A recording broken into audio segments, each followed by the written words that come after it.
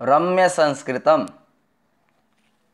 संख्या विशेषणानि क्रमांक 2 संवादम इमं पठत हा संवाद वाचा। मातामही म्हणजे आजी। एकतः चतुःपर्यंतं संख्यारूपाणी अधीतानि खलु। या ओळीचा अर्थ आहे 1 पासून 4 पर्यंतच्या संख्यांची रूपे आपण शिकलो ना। पंचतः तु संख्यारूपेषु न लिंगभेदः।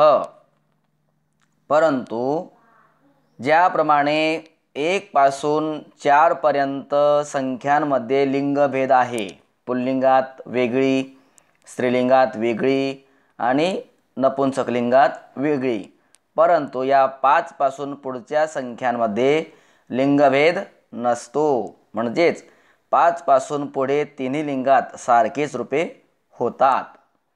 ताहा यथावत प्रयोक्तव्याः त्या योग्य रीतीने पुढे योजाव्यात। वेणुः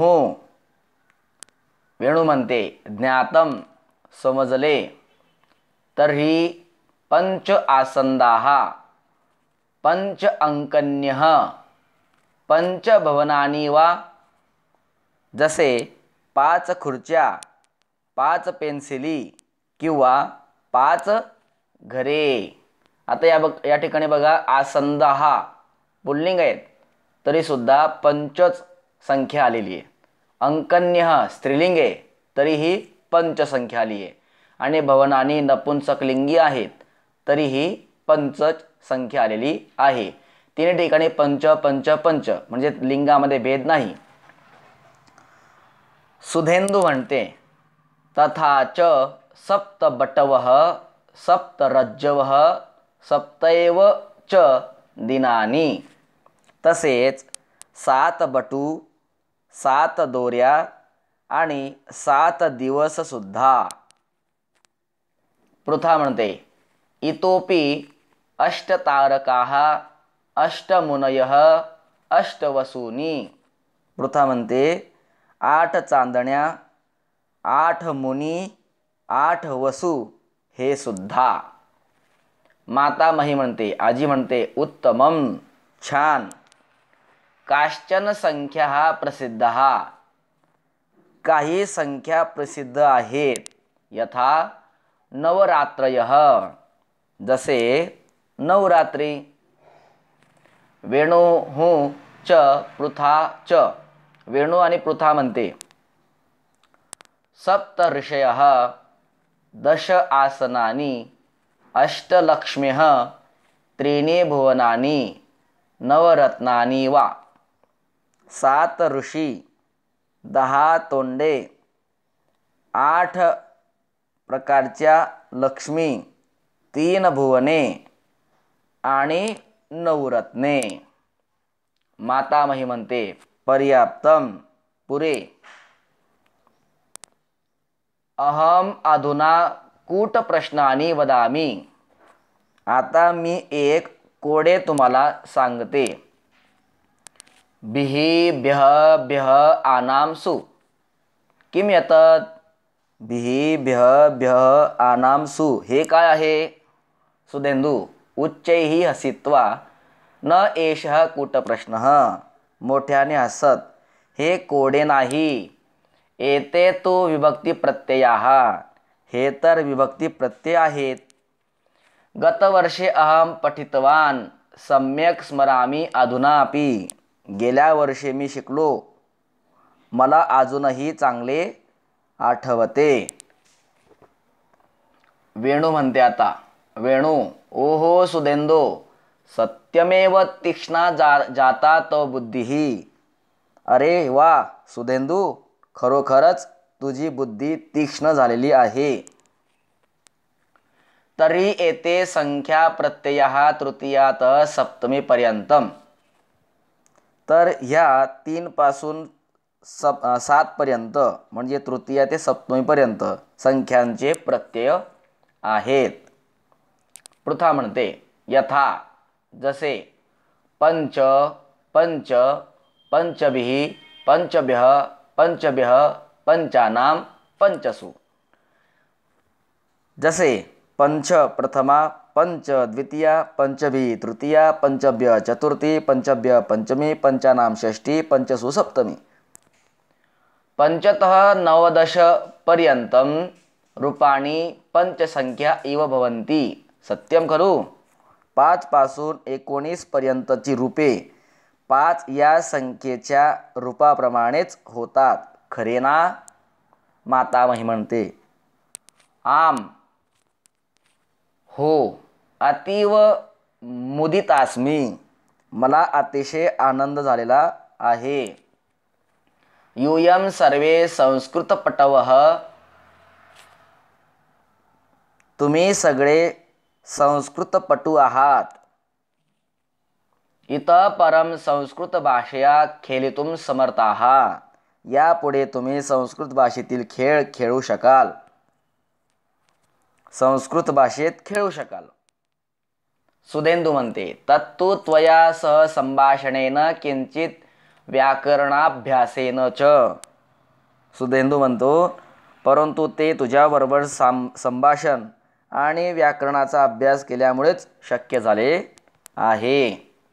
वेणू म्हणते संख्यारूपाणी सम्यगधीत्य संभाषणे संख्यानां अधिकं प्रयोगं कुर्मः। संख्यांची रूपे योग्य रीतीने शिकून संभाषणामध्ये संख्यांचा अधिकाधिक वापर करू किंवा वापर केला पाहिजे।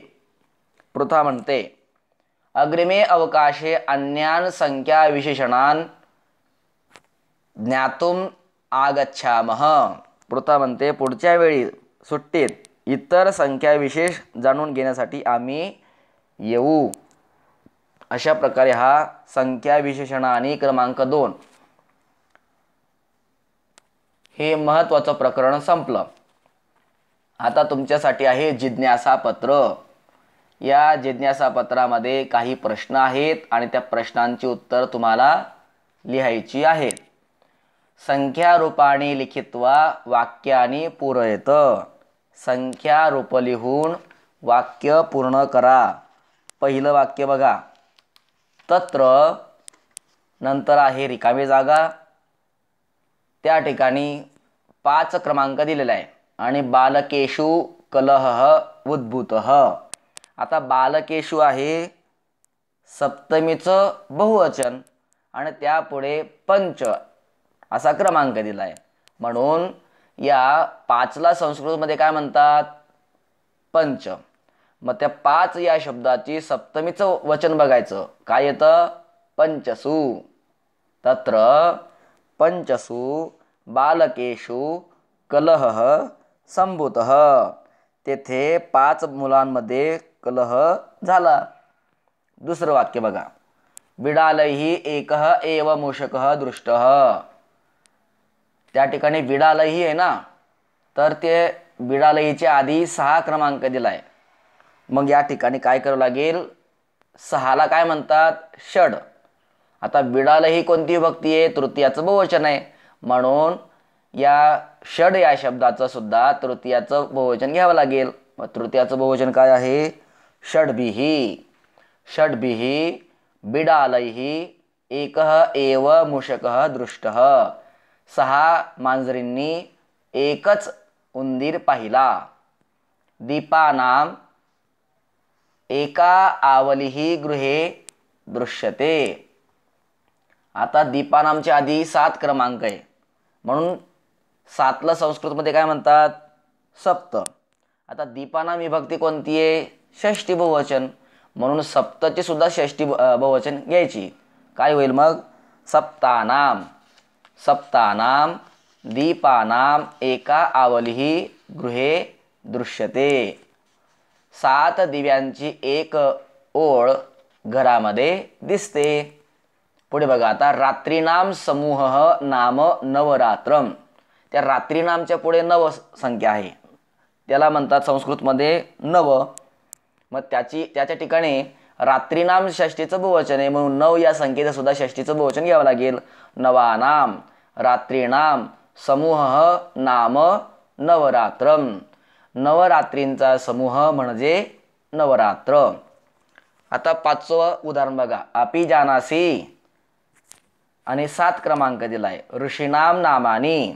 आता या ठिकाणी ऋषीनाम षष्टी बहुवचन आहे म्हणून या ठिकाणी काय लावावं लागेल? सप्तानाम.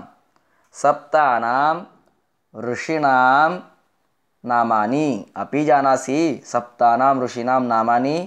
तुला माहिती आहेत 7 ऋषींची नावे. कार्तिकेयः मुखैः वदति किम.